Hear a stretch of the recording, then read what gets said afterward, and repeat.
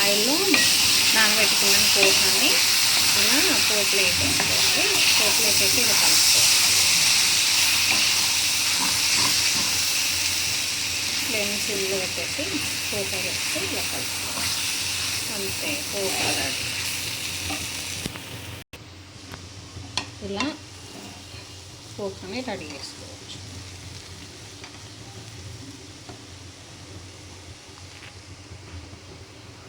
బాగా అయిన తర్వాత స్టవ్ ఆఫ్ చేసేసుకొని దించేసుకుంటే సరే.